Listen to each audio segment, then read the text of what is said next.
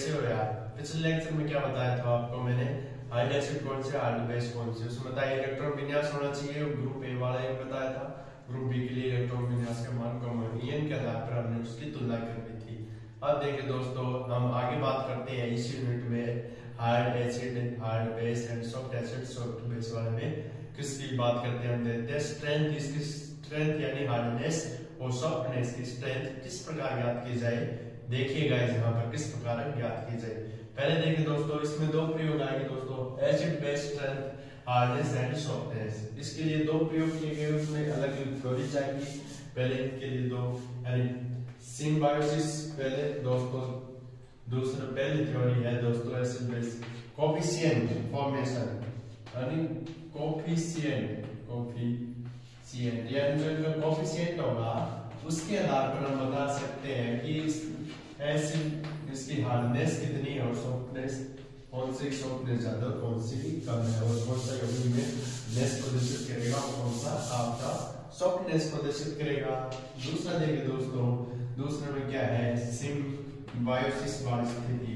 आप याद करें मैंने बताया था, आपको एक प्रयोग दिया उसमें बताया कि सॉफ्ट एसिड है, अगर वो सॉफ्ट बेस से साथ क्रिया करता है तभी कॉम्प्लेक्स खाई बनता है। पिछले थ्योरी में बताया था अगर हार्ड एसिड है वह हार्ड बेस से क्रिया करेगा तभी कॉम्प्लेक्स क्या बनेगा दोस्तों, जो कॉम्प्लेक्स बनेगा वो बनेगा आपका स्टेबल।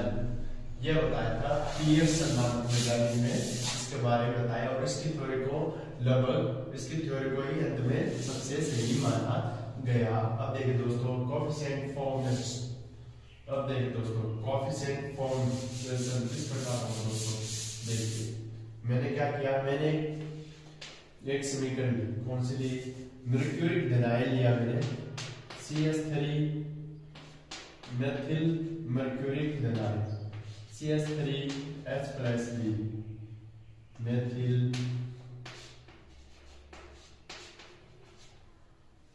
मर्क्यूरी दनाइन। ये क्या है दोस्तों, मेथिल मर्क्यूरी दनाइन है दोस्तों, और इसकी रिएक्शन किससे करवाई, बोरॉन हाइड्रेट से करवाई दोस्तों। तो किस प्रकार का हमारे पास कॉम्प्लेक्स बनेगा, CH3 Hg पॉजिटिव और H+ दोस्तों रिमूव हो गया, ये H+ दोस्तों, ये H+ CH3BCH+। अब देखिए दोस्तों ये है कॉम्प्लेक्स बना, तो मैं इसको किस प्रकार लिखूंगा, इसका वेग नियम लगाएंगे बस समीकरण वेग नियम, उत्पाद बटे क्या बताया गया, उत्पाद बटे अभिकारक, यानी उत्पाद की सांद्रता व अभिकारक की सांद्रता में क्या लिखा जाता है, पहले उत्पाद की सांद्रता फिर उसकी अभिकारक की सांद्रता लिखी जाती है। इसे मैंने माना, क्या माना दोस्तों, ये के मान लेता हूं दोस्तों। अब देखिए दोस्तों किस प्रकार लिखेंगे इस समीकरण को, आप आगे देखिए, ये समीकरण है जो उत्पाद है। देखिए दोस्तों बड़ा ध्यान से देखिएगा,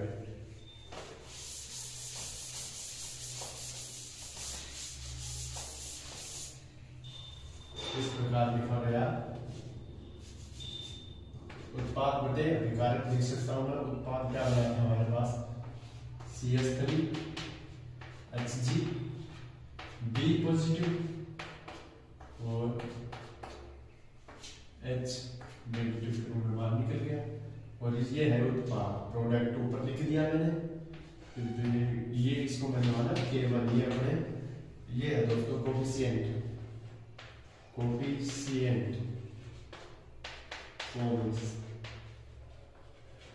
कोफिशिएंट फॉर्मेशन, यानी इस कारण दोस्तों इसके द्वारा कोफिशिएंट कांस्टेंट भी लिख सकते हैं, इसको कांस्टेंट। इसके द्वारा हमें किसी भी एसिड हार्डनेस व सॉफ्टनेस और किसी बेस की हार्डनेस और सॉफ्टनेस बता सकते हैं। देखिए दोस्तों इसके नीचे क्या आएगा, अभिकारक में क्या था, CH3 Hg पॉजिटिव था और BH।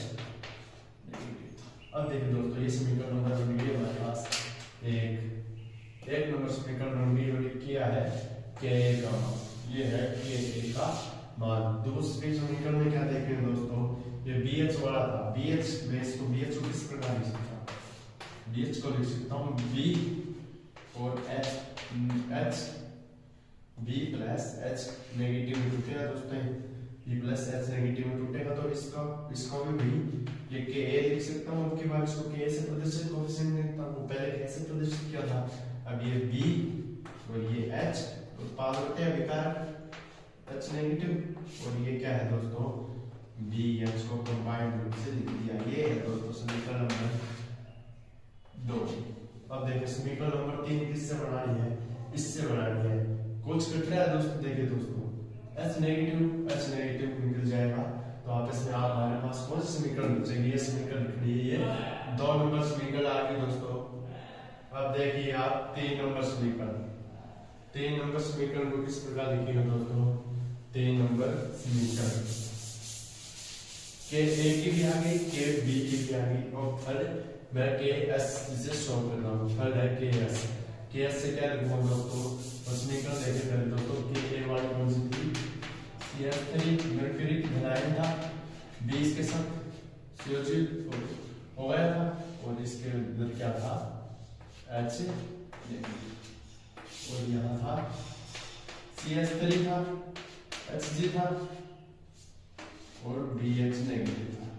इससे मैंने क्या किया, H नेगेटिव कैंसिल तो हमारे पास KS वाली ये हमारे पास 1 नंबर 2 नंबर 3 नंबर समीकरण निकालेंगे CH3। अब देखिए दोस्तों इसको किस प्रकार लिखेंगे, KS इसे KS पहले कोएफिशिएंट है 3 नंबर समीकरण को, पहले दोस्तों ये है आपकी क्या है अभिकारक, ये है प्रोडक्ट, ये है प्रोडक्ट को बाद में लिखा जाता है, अगर मैं इसे समीकरण के रूप में लिखूं तो कारण पहले, तो CH3 पहले आ गया दोस्तों, CH3 Hg आ गया, मेथिल मर्करी आ गया, विनाइल आ गया, ये प्लस दोस्तों और ये BH B बचा दोस्तों, यहाँ पर H नेगेटिव कैंसिल हो गया तो उसके बाद क्या आया CH3 दोस्तों ये HgB और ये क्या है H नेगेटिव। ये तो तुम्हारी 3 नंबर समीकरण, ये है KS। अब इसको KS के रूप में लिखेंगे, KS के रूप में लिखेंगे दोस्तों, किस प्रकार लिखेंगे देखिए, समीकरण बना लिए KS के रूप में इसे लिखेंगे, यानी इसको कोएफिशिएंट स्थान के रूप में लिखेंगे। इस समीकरण को मैं लिख रहा हूँ, देखिए दोस्तों ऊपर लिख देता हूँ, नीचे दिखाई नहीं दे रहा होगा तो ऊपर देखिए दोस्तों, ये है दोस्तों प्रोडक्ट को हमेशा ऊपर लिखा जाता है KS into CH3 HgB positive plus H negative upon CH3 Hg positive plus B।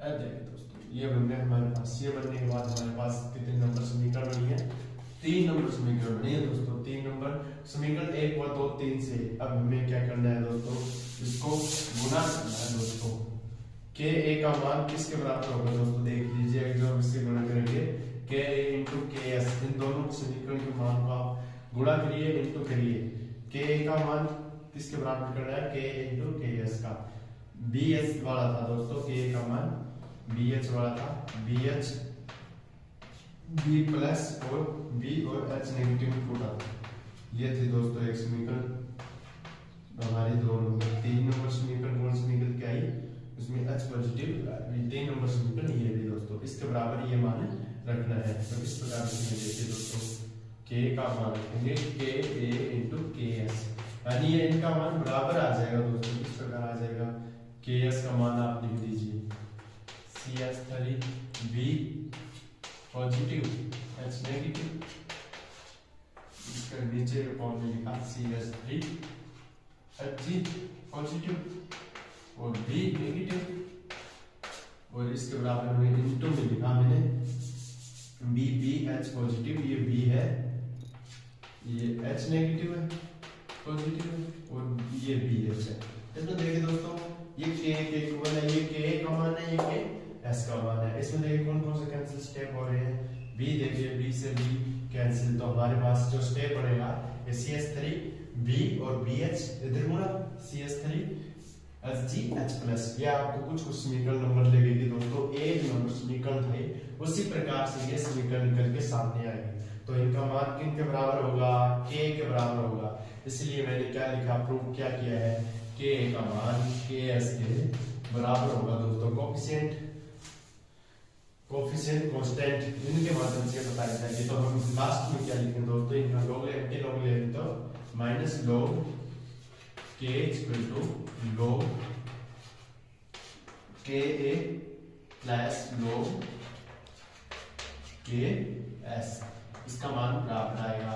और उसमें क्या लिखा जाएगा दोस्तों, अगर ka, ये देखिए दोस्तों, थोड़ा और ऊपर लिख देता हूँ थोड़ा सा। अगर ये देखिए दोस्तों k है और a है, अगर ka का मान अगर 1 से 1 के बराबर है तो दोस्तों ये होगा हार्ड, क्या शो करेगा, ये हार्ड एसिड, हार्ड फेस को शो करेगा दोस्तों।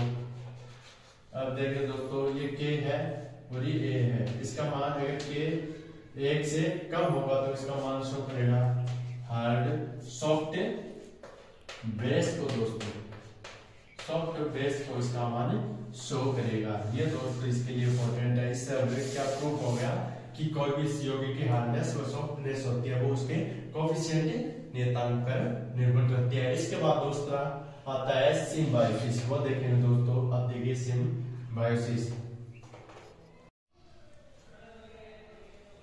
अब आगे देखिए दोस्तों सिम्बायोसिस, 2 नंबर प्रॉपर्टी कौन सी थी, सिम्बायोसिस, ये किसने दी थी दोस्तों। सिम्बायोसिस का मतलब होता है सहजीवन, यानी साथ साथ जीवन बिताना। आप इसे बायोलॉजी में पढ़ चुके होंगे, ये आते हैं दोस्तों आपके इकोलॉजी सिस्टम में सहजीविता, उसमें लेकिन ये थोड़ी केमिस्ट्री में अलग है।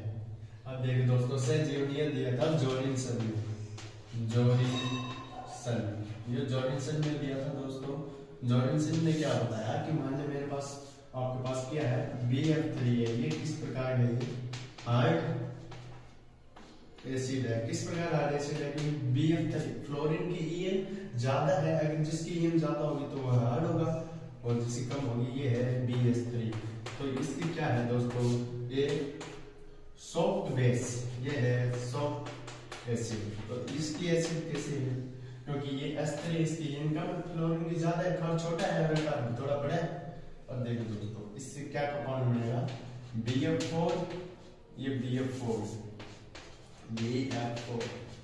प्लस BH4, ये कंपाउंड बनेंगे। क्यों बनेंगे दोस्तों ये कंपाउंड, इसके साथ ही इसने बताया कि अगर BF3 3BF3 3BF3 और BF4 3, इसे देख लीजिए दोस्तों, 3BF3 BF4 BF2। अब देखिए इन्होंने क्या बताया कि अगर हार्ड एसिड है तो वो अपने जैसे परमाणु यानी फ्लोरीन, एक एक्स्ट्रा परमाणु है फ्लोरीन, तो उसी के साथ ही कंपाउंड बनाएगा, तो ये BF4।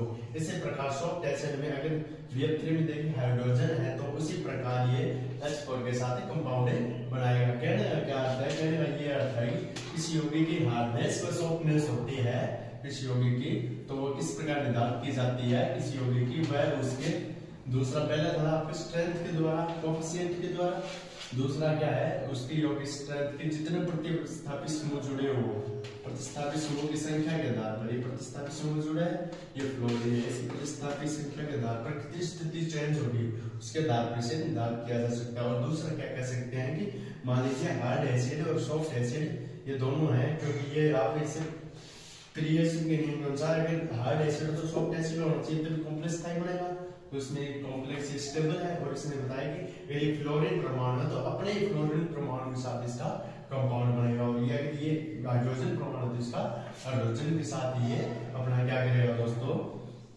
रिएक्शन करेगा। ठीक है दोस्तों, ये होती है आपकी सिम्बायोसिस। क्या होती है दोस्तों, सिम्बायोसिस प्रोसेस। अब इसके बाद हम बात करेंगे हार्डनेस सॉफ्टनेस की थ्योरी। उसके लिए 3 थ्योरी, इलेक्ट्रॉन थ्योरी आई थी, उसके बाद में क्या आई थी दोस्तों, पियर्सन वाली, पॉलिंजियन वाली थ्योरी थी, और इसके बाद पाइरोनेट थ्योरी थी, जिसके अनुसार आप एसिड की हार्डनेस, सॉफ्टनेस, बेस की हार्डनेस, बेस की सॉफ्टनेस बता सकते हैं। आज के लिए दोस्तों इतना ही, अगले लेक्चर में मिलते हैं नए रोमांच के साथ। इस चैनल को लाइक शेयर सब्सक्राइब और वॉचिंग टाइम इस चैनल का बढ़ाए दोस्तों, जिससे मुझे मोटिवेशन मिले। ये यूनिट ज्यादा बड़ी नहीं है दोस्तों, इसे खत्म हो जाएगी आपकी 2 से 4 लेक्चर में। ठीक है दोस्तों, ओके बाय।